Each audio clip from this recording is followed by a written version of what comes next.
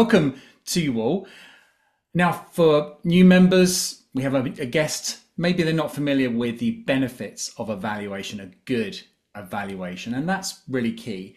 But those who speak would appreciate a really beneficial, thorough, efficient, and meaningful evaluation. So I'm going to take about 9 and a bit minutes to go through some hopefully good techniques that I think you could use, whether you're a speech evaluator, obvious, a grammarian, R counter, or a general evaluator. And there are other few evaluation roles as well. So let's take a little journey while hopefully you do listen a little closely. So what is a Toastmasters evaluation? What is it? What would be the makeup of the evaluation? It's a 2 to 3 minute piece of feedback. And in fact, most of you have heard the term a mini speech. Now, why do you think that a mini speech is apt? It's a rhetorical question, of course, but why is it apt? Because when you're presenting an evaluation, yes, it may not be as dramatic as a prepared speech, but it should have a clear opening, a body, content, so it should be interesting and relevant to the speaker, and a nice defining summary at the end. So it's very much like a speech. Now, of course, in true Toastmaster tradition, it's going to be positive, right? We don't want to talk about anything negative here. This is all uplifting, very supportive. So of course, we're going to keep it positive. And if you're evaluating and it's your responsibility, I think it's quite key.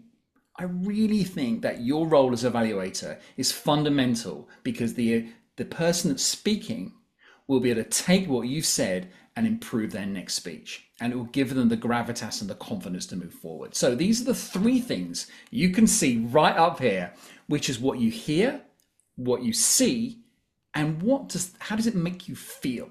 Now, I don't hear a lot of good evaluations where they pick out on the feeling that the speech has given them. What is the emotion that you feel as an evaluator? And why not use that in your evaluation? Now, of course, in true Toastmaster fashion, we talk about all the commendations, don't we? Yes. And then we want to give some real takeaway values. These are the recommendations. And I always think if you can come up with 2 or 3, some suggestions, even if it's just something they do well, but can do better at, that would be a great area for improvement. That's some feedback that they can then run away with.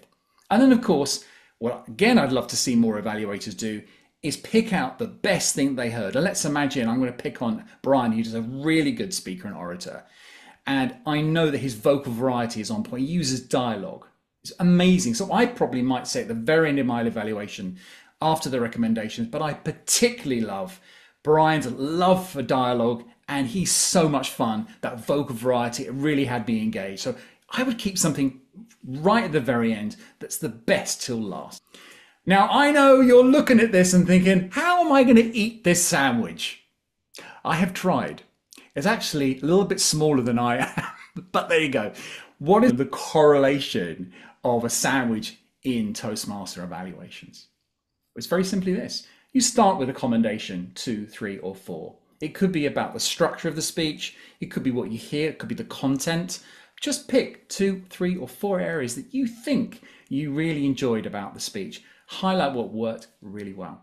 Then after about a minute, minute and a half, that's about your timing. You then want to look at the recommendations, and that should last probably about 45 seconds to about 60 seconds.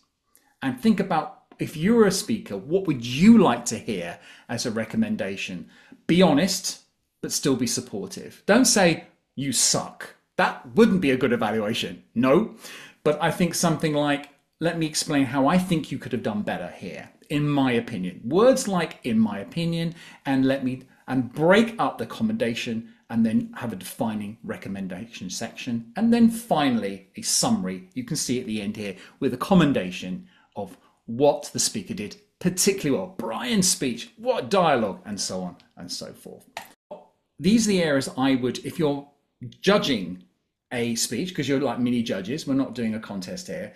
What did you hear and in terms of how it was said? And you can see all these areas here. And the one I'd like to particularly focus on is pitch and tonality. A lot of us use it, and it's a great way to spice up the meeting. And I've used it a few times in my presentation today. And I think the biggest one, which I'm doing now, is the pauses. Pauses are so important. You can see that at the top there. Pause, if that can be used, if they didn't have enough, let's have a few more of them thrown in the speech. What was said, that's the phrases and the grammar and so on. Did they use the word of the day? We should be joyful, right? Yes, I got it in there.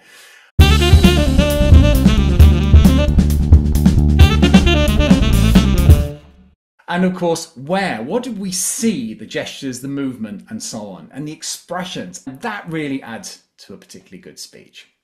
I'm using a PowerPoint, but somebody could use a pen, or they could pluck out a cup.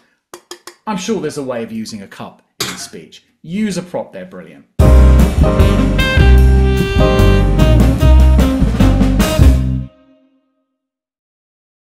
And then we talk about emotion. What did we hear? Think of Judy's speech. Judy's brilliant with her speeches, and there's a lot of emotion there. So talk about the laughter, the smile. How did it enrich you? Things like that. And obviously structure. Project objectives are primarily what you are asked to look for, not just in the project, but also what the speaker has asked you to look out for. That's key as well. And I'm going to miss out the personal objectives, even though that's important. But a good evaluator will not use any notes at all. And the best way to do it is have 3 bullet points if you want. What worked well, the 3 areas that worked well. And then on the other side of the paper, the 2 or 3 recommendations. If you just pick those words on a bit of paper, you will start to engage, look at the camera, and that I think is really important. Okay. So how to deliver the evaluation? Well, it's a mini speech. Do you remember I told you it's a mini speech? You have to have a very clear and positive beginning, in my opinion. Notice I said in my opinion, I could be wrong, but hopefully I'm right about this. So a clear, positive, a punchy start, grab the attention of the audience. And this is an interesting one. This is kind of an advanced area that you could incorporate as an evaluator. Now, Judy talked about her struggle with hearing. You could then pick up that and say, Judy's speech, we heard it. Yes, it was about hearing, a loss of hearing. Use the relationship of the subject and incorporate that in your speech. And use examples. So pick out words, phrases, sentences, and use them when you're doing your evaluation. Really makes for a good one. And I've heard a lot of people do this wrong, where they say, yeah, it could have been a little bit better. Maybe you could try that next time. Not quite sure. Always start the recommendations with either in my opinion or some areas you could improve or they might improve to make the speech even better. And of course, leave the best till last. Could you improve further? Well, practicing is really key. We've heard that before.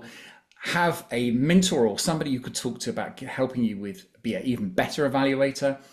Enter evaluation contests. Enter as many evaluation contests as possible. Always say, I'll give it a go.